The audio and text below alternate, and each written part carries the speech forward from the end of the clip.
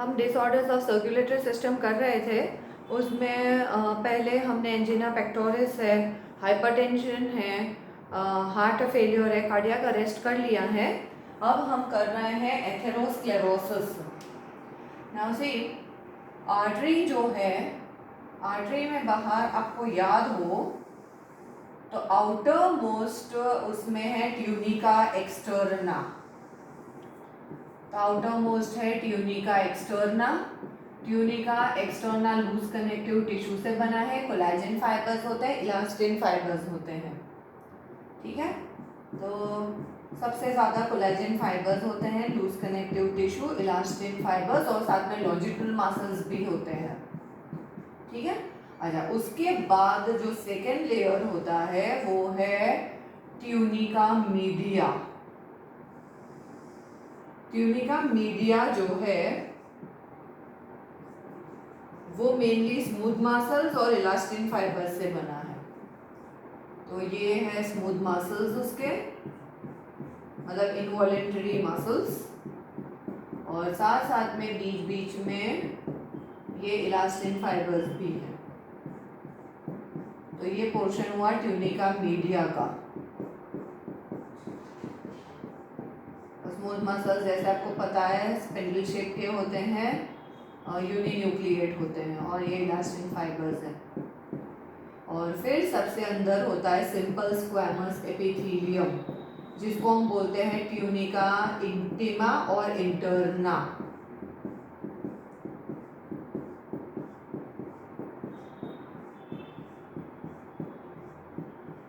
Okay, तो ये है ट्यूनिका इंटिमा।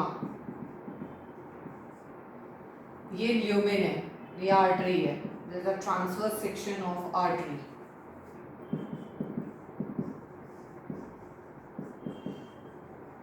अच्छा, अब एथेरोस्क्लेरोसिस की शुरुआत कहाँ से हो रही है? तो हाई ब्लड प्रेशर से इसकी शुरुआत होती है।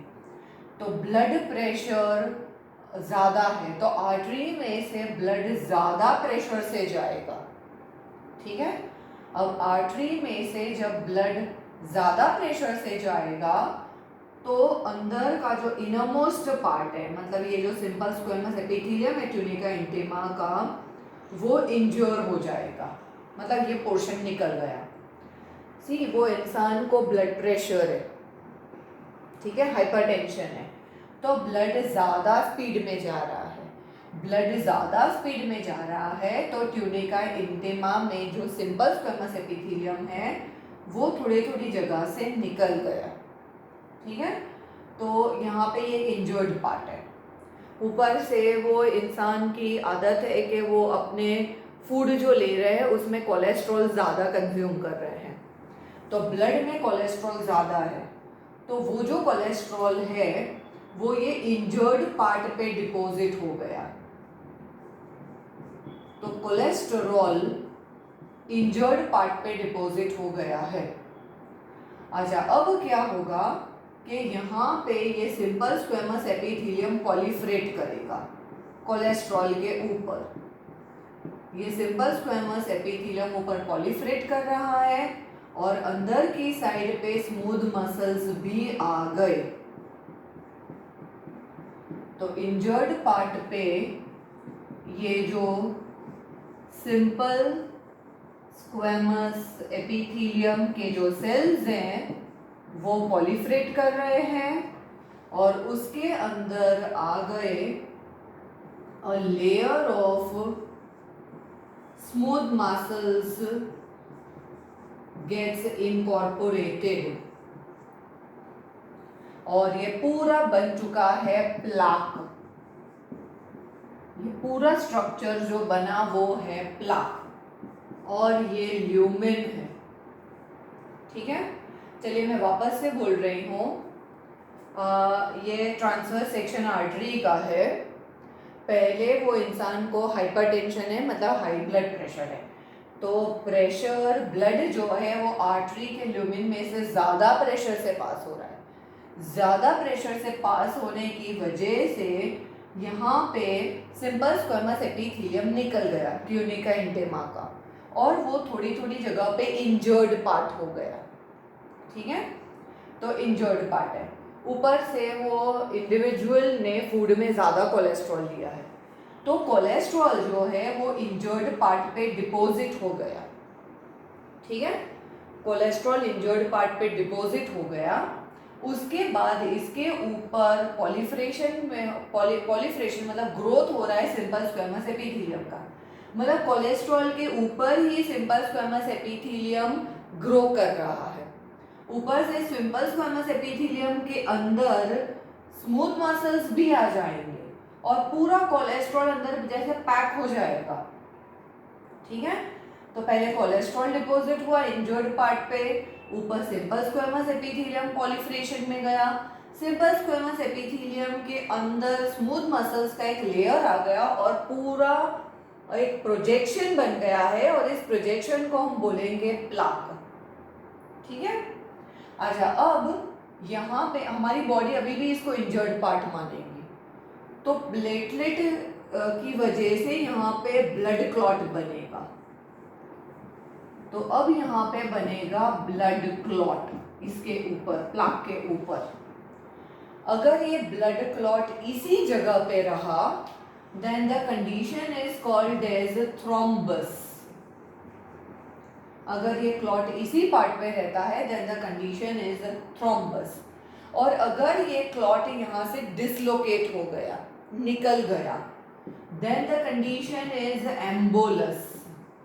ये ज्यादा सीरियस कॉन्सिक्वेंसेस हो सकते हैं। सी, क्योंकि एक चीज है, ये आर्टरी है,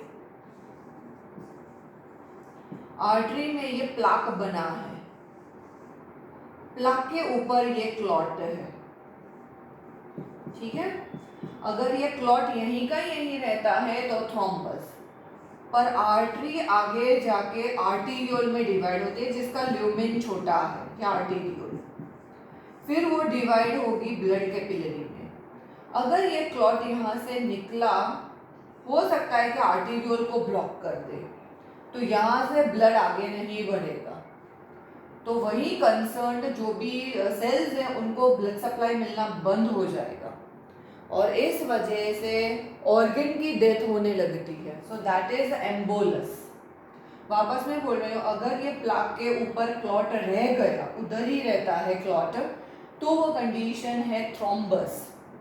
पर अगर क्लॉट यहाँ पे प्लाक पे था, यहाँ से निकल गया, तो आगे जाके वो आर्टीरियोल या ब्लड कैपिलरी किसी को भी ब्लॉक कर सकता है, क्योंकि इन सब के ल्यूमेन छोटे हैं। अगर एक चीज है, उसने आर्टीरियोल को यहाँ पे ब्लॉक कर दिया क्लॉट ने, तो आगे ब्लड सप्लाई नहीं जाएगी, तो यहाँ पे ऑर्गन में से जो भी सेल्स आएंगे इनको न्यूट्रिशन नहीं मिलेगा, तो ये सारे सेल्स की डेथ होने लगेगी। फाइनली ऐसे करते करते ऑर्गन की डेथ हो जाएगी। तो एम्बुलेंस की वजह से ज्यादा सीरियस कॉन्सिक्वेंसेस होते हैं। ठीक है,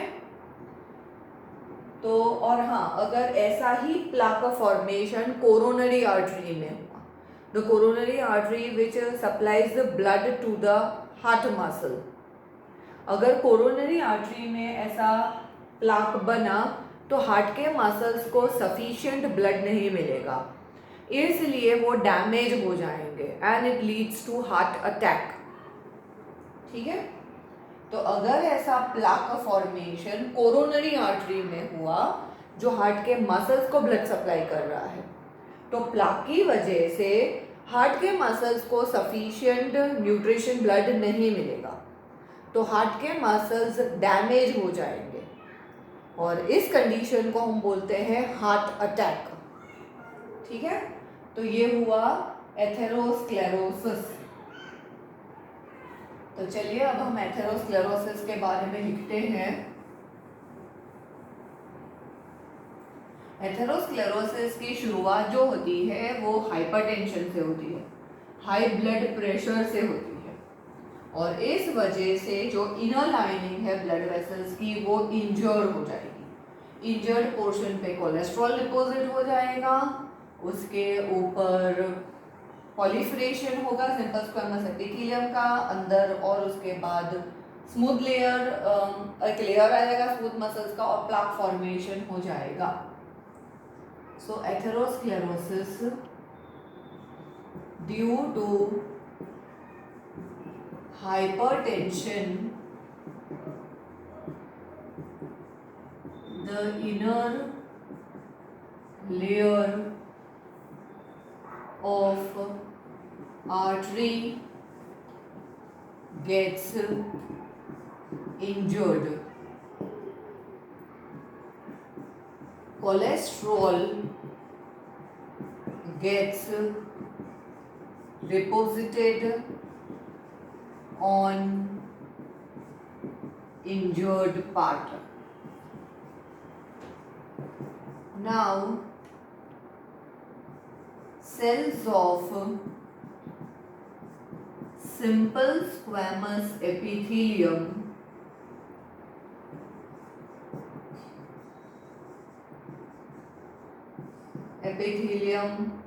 proliferate. Underlying it, a layer of smooth muscles gets incorporated and a plaque formation occurs.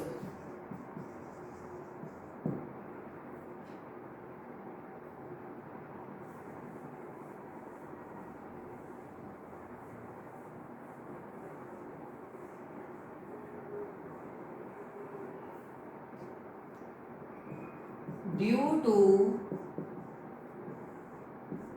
platelet derived growth factor,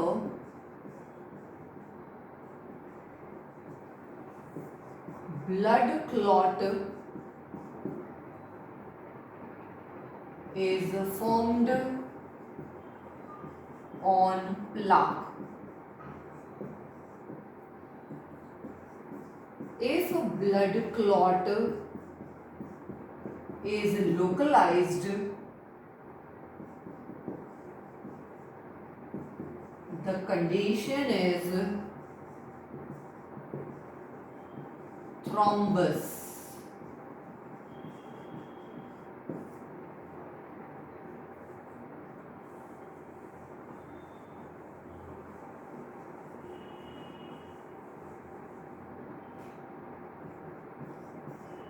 If blood clot gets dislocalized,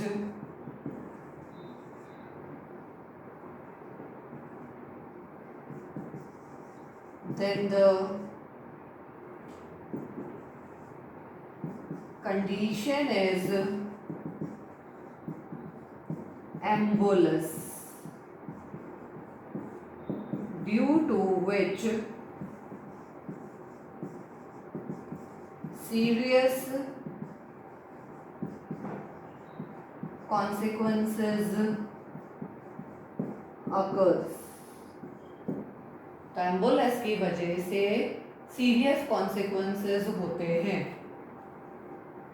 ठीक है, तो प्लेटलेट डिराइव ग्रोथ फैक्टर की वजह से प्लाक के ऊपर क्लॉट बनेगा. अगर क्लॉट वही जगह उसी जगह पे रहेगा तो थ्रोम्बस, और डिसलोकलाइज हो गया तो embolus. If such a plaque formation occurs in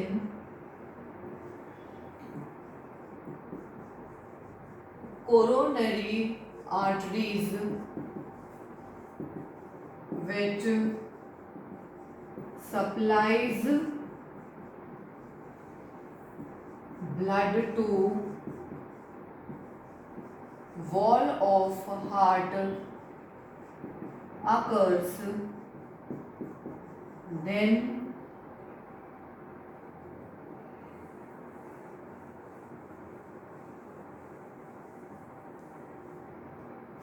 due to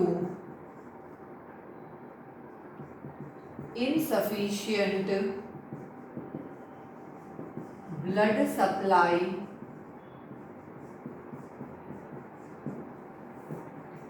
the heart muscles gets damaged and it leads to heart attack.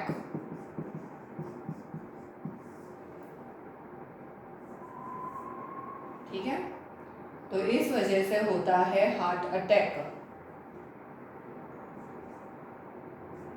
The location of plaque can be known by angiography. Angiography से पता चलेगा कि body में कहाँ कहाँ पे plaque बने हैं, कितने कितने ब्लड वेसल्स में प्लाक बने हुए हैं, उसका पता लगेगा एंजियोग्राफी से. ठीक है, और इसकी ट्रीटमेंट है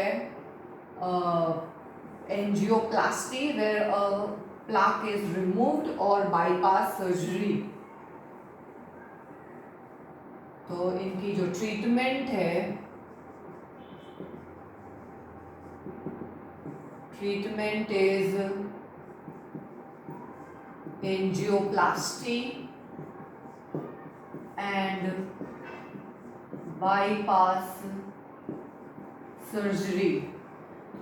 बाईपास सर्जरी में वो जो आर्टरी ब्लॉक हुई है उसकी जगह पे थाई रीजन से एक नई आर्टरी निकाल के वहाँ लगा देते हैं. थाई रीजन में इससे कोई फ़र्क नहीं पड़ता है क्योंकि थाई रीजन में बहुत सारी एक्स्ट्रा ब्लड वेसल्स होती हैं. So that is a bypass surgery. वो आर्टरी जिसमें ब्लॉक हुआ है, जिसमें प्लाक फॉर्मेशन है, उसको एज इट इज़ रहने देंगे और उसकी जगह पे एक नई आर्टरी लगा देते हैं. That is a bypass surgery. और एंजियोप्लास्टी में प्लाक को रिमूव करते हैं. प्लाक कहाँ है बॉडी में ये जानने के लिए करते हैं एंजियोग्राफी, और प्लाक रिमूव करते हैं एंजियोप्लास्टी से. अगर प्लाक एंजियोप्लास्टी से रिमूव नहीं हुआ तो फिर बाईपास सर्जरी करेंगे. ठीक है, तो ये हुआ एथेरोस्क्लेरोसिस. अच्छा, इसी तरीके से आर्टीरियोस्क्लेरोसिस भी होता है सेम वे. पर आर्टीरियोस्क्लेरोसिस में क्या हो रहा है कि कोलेस्ट्रॉल, सी वहाँ पे हमने नहीं देखा कि इंजर्ड पार्ट पे कोलेस्ट्रॉल डिपॉजिट हुआ. एट आर्टीरियोस्क्लेरोसिस में कोलेस्ट्रॉल के साथ साथ कैल्शियम सॉल्ट्स भी डिपॉजिट हो जाते हैं वहाँ पे इंजर्ड पार्ट पे, पर प्लाक फॉर्मेशन नहीं होगा. पर सी कोलेस्ट्रॉल, सिर्फ कोलेस्ट्रॉल डिपॉजिट हो रहा है तो एथेरोस्क्लेरोसिस है. कोलेस्ट्रॉल के साथ साथ कैल्शियम सॉल्ट्स भी डिपॉजिट हो रहे हैं तो वो आर्टीरियोस्क्लेरोसिस है. ठीक है, पर प्लाक नहीं बनेगा.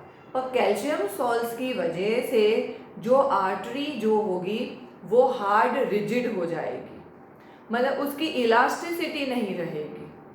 तो इस वजह से वो आर्टरी पूरी ब्रेक हो जाएगी, बर्स्ट हो जाएगी जब ब्लड उसमें से पास होगा तब. That is arteriosclerosis. So arteriosclerosis में here along with cholesterol, calcium salts are deposited. No plaque formation occurs. कोई प्लाक फॉर्मेशन नहीं होता है. The elasticity of artery is lost. the wall of artery becomes hard, rigid. So artery gets ruptured.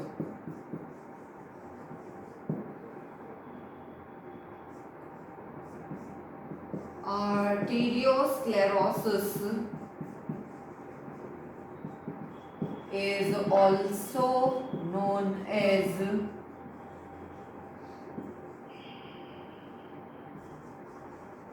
hardening of arteries.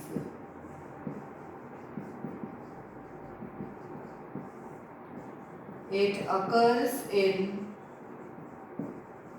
medium to small sized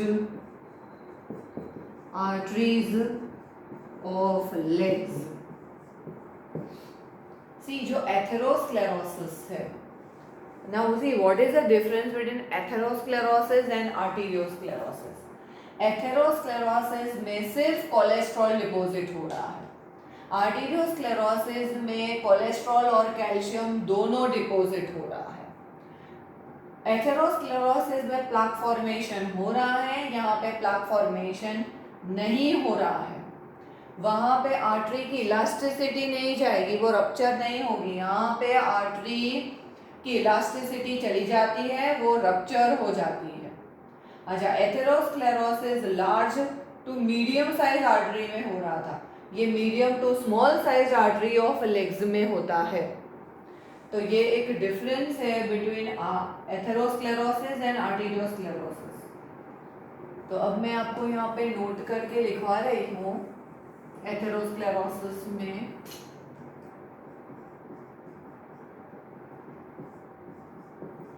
atherosclerosis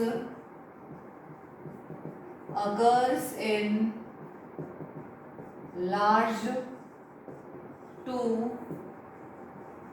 medium sized arteries. Large to medium size arteries में होता है. ठीक है, चलिए मैं वापस एक बार difference आपको बोल रही हूँ between atherosclerosis and arteriosclerosis. Atherosclerosis में सिर्फ कोलेस्ट्रॉल डिपॉजिट हो रहा है. आर्टीरियोस्क्लेरोसिस में कोलेस्ट्रॉल और कैल्शियम दोनों डिपॉजिट हो रहे हैं. एथेरोस्क्लेरोसिस में प्लाक फॉर्मेशन हो रहा है, आर्टीरियोस्क्लेरोसिस में प्लाक फॉर्मेशन नहीं हो रहा है. एथेरोस्क्लेरोसिस में वो आर्टरी बर्स्ट या रप्चर नहीं होगी. यहाँ पे कैल्शियम की वजह से वो इतनी स्टिफ हो जाती है कि फिर उसकी इलास्टिसिटी नहीं रहती है, इसलिए उसके रप्चर होने के चांसेस हैं. आर्टीरियोस्क्लेरोसिस जो एथेरोस्क्लेरोसिस जो है वो large to medium size artery में होता है. Arteriosclerosis medium to small size arteries of legs में होता है. तो ये हमारा कंप्लीट हुआ एथेरोस्क्लेरोसिस और आर्टीरियोस्क्लेरोसिस. इसके साथ हमारे सारे डिसऑर्डर्स कंप्लीट हो गए हैं. अब हम सर्कुलेशन सीखेंगे. ह्यूमन में ही एक होता है पल्मोनरी सर्कुलेशन, दूसरा कोरोनरी सर्कुलेशन और तीसरा सिस्टेमिक सर्कुलेशन.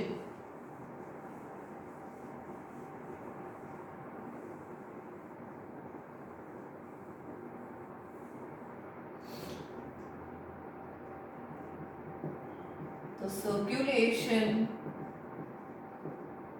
3 है. पहला है पल्मोनरी सर्कुलेशन,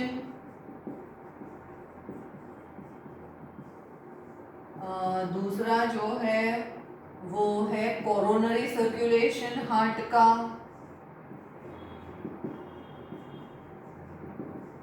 और तीसरा जो है वो है सिस्टेमिक सर्कुलेशन.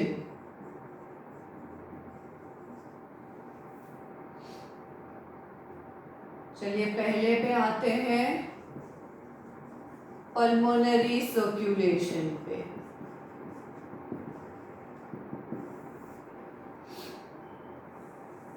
पल्मोनरी सर्कुलेशन में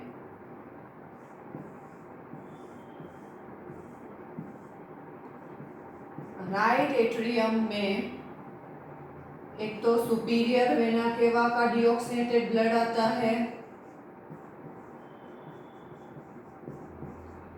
दूसरा डीऑक्सीनेटेड ब्लड आता है इंफीरियर वेना केवा का,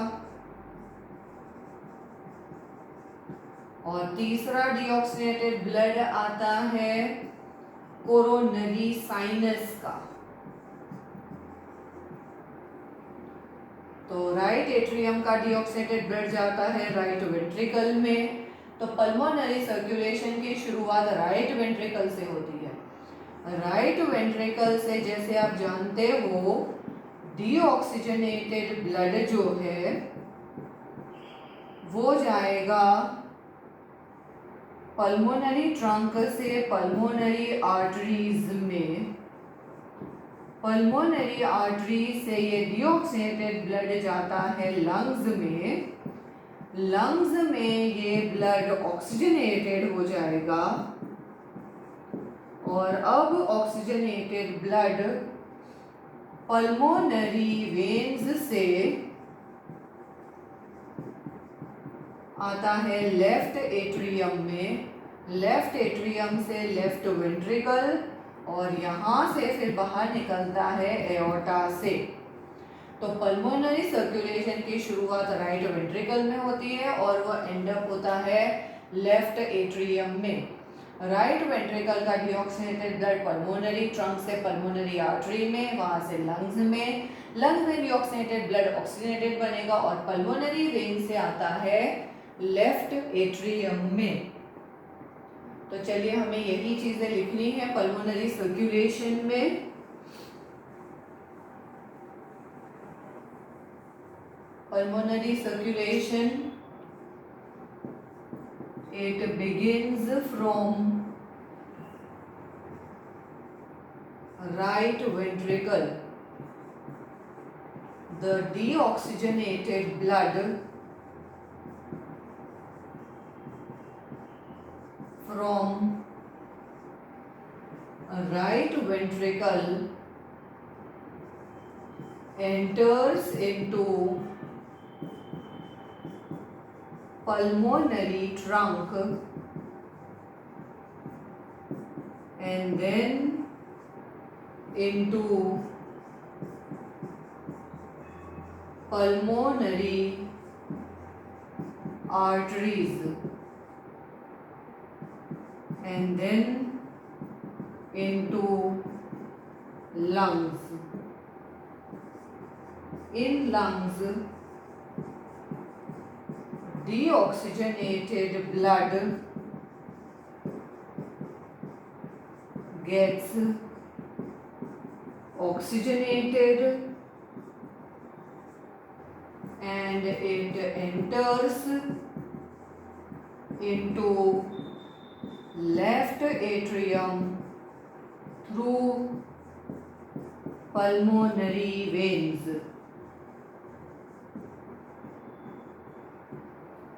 तो शॉर्ट में पल्मोनरी सर्कुलेशन की शुरुआत राइट वेंट्रिकल से होती है और वो एंड अप होता है लेफ्ट एट्रियम पे।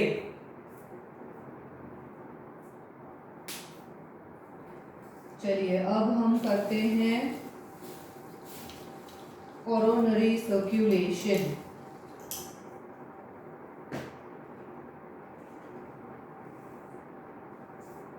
सेकंड पे आते हैं कोरोनरी सर्कुलेशन पे।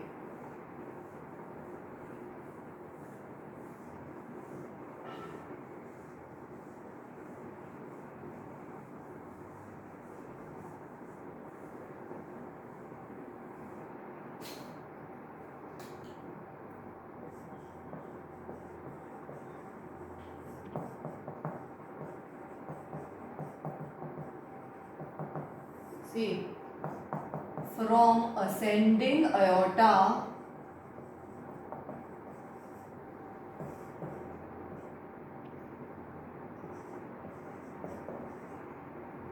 arises a pair of coronary arteries which supplies oxygen and nutrients to wall of heart. The carbon dioxide and ammonia reduced by wall of heart enters into blood capillaries, then into venules and through coronary veins it is drained into coronary sinus, which opens into right atrium. तो ये हुआ आपका coronary circulation. ठीक है, तो ascending aorta से coronary artery निकलती है, पेयर ऑफ कोरोनरी आर्टरी जो हार्ट की वॉल को ऑक्सीजन और न्यूट्रिएंट सप्लाई करेंगे। हार्ट की वॉल बदले में CO2 और अमोनिया जो प्रोड्यूस करेगी वो ब्लड कैपिलरी में जाएगा, ब्लड कैपिलरी से वेन्यूल में जाएगा, वेन्यूल से कोरोनरी वेन्स में जाएगा, सारी कोरोनरी वेन्स ओपन हो रही है कोरोनरी साइनस में, और फाइनली कोरोनरी साइनस ओपन हो रहा है राइट एट्रियम में। तो ये हुआ आपका कोरोनरी सर्कुलेशन।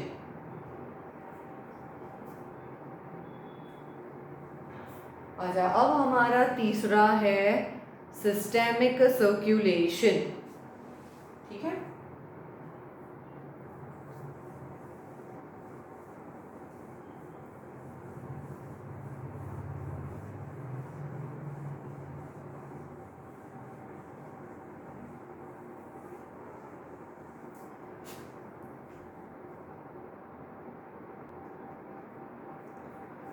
ओके, ये सिस्टेमिक सर्कुलेशन है।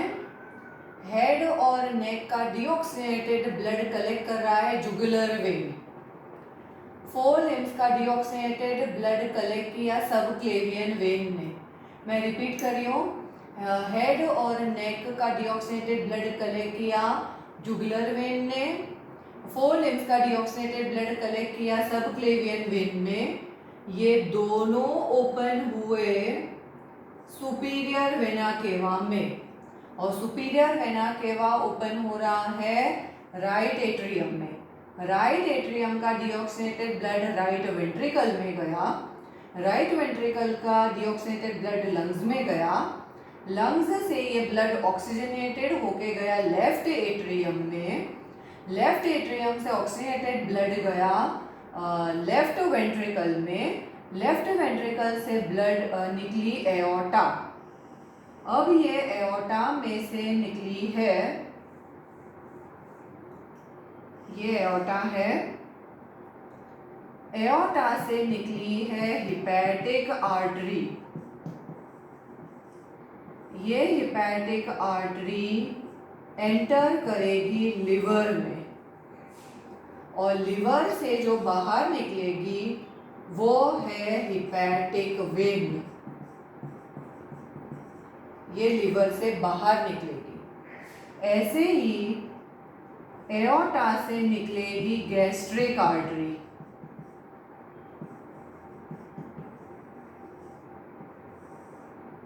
ये ब्लड सप्लाई करेगी गट को, एलिमेंट्री कैनल को, और उसमें से निकलेगी सुपीरियर और इंफीरियर मेसेंट्रिक आर्टरी।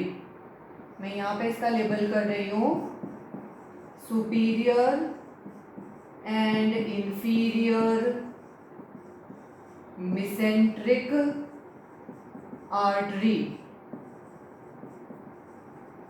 ये सब गट को ब्लड सप्लाई करेंगे।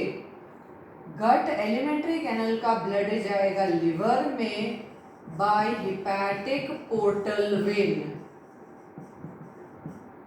गट का डीऑक्सीनेटेड ब्लड जाएगा लिवर में बाय हिपैटिक पोर्टल वेन। फिर एओर्टा से निकलेगी रीनल आर्टरी। रीनल आर्टरी जाएगी किडनी में। किडनी में से बाहर निकलेगी रीनल वेन।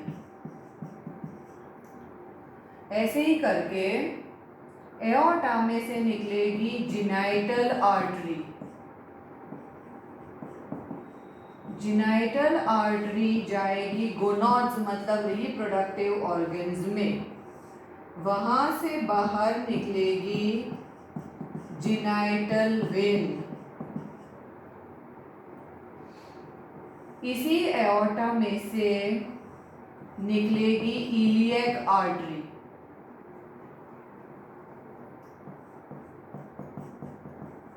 इलियक आर्टरी और वो जाएगी पोस्टीरियर और हाइंड लिम्स में। पोस्टीरियर पार्ट और हाइंड लिम्स में मतलब लेग्स में जाएगी। वहां से बाहर निकलेगी इलियक वेन। अच्छा, अब ये hepatic vein, renal vein, genital vein, iliac vein, ये सब ओपन हो रही है इंफीरियर वेना केवा में। और इंफीरियर वेना केवा ओपन होता है राइट एट्रियम में। तो ये हुआ सिस्टेमिक सर्कुलेशन। ठीक है। अच्छा, इसी एओर्टा में से फोलिम्स को जो ब्लड सप्लाई करते हैं वो है सबक्लेवियन आर्टरी। और हेड और नेक में जो सप्लाई करते हैं वो है जुगुलर आर्टरी।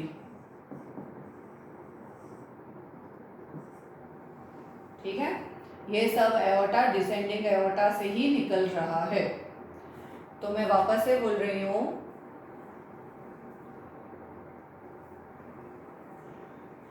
हेड और नेक का डीऑक्सीनेटेड ब्लड कलेक्ट किया है जुगुलर वेन ने। फोर लिम्स का डीऑक्सीनेटेड ब्लड कलेक्ट किया है सबक्लेवियन वेन ने। जुगुलर वेन और सबक्लेवियन वेन ओपन होती है सुपीरियर वेना केवा में। Superior vena cava deoxygenated blood लेके जा रही है राइट एट्रियम में। राइट एट्रियम का डीऑक्सीनेटेड ब्लड आया राइट वेंट्रिकल में। राइट वेंट्रिकल का डीऑक्सीनेटेड ब्लड पल्मोनरी ट्रंक में गया, पल्मोनरी आर्टरी में गया, वहां से पे गया लंग्स में। लंग्स में डीऑक्सीनेटेड ब्लड ऑक्सीजनेटेड बना। ऑक्सीजनेटेड ब्लड लेफ्ट एट्रियम में गया, लेफ्ट एट्रियम से लेफ्ट वेंट्रिकल में गया।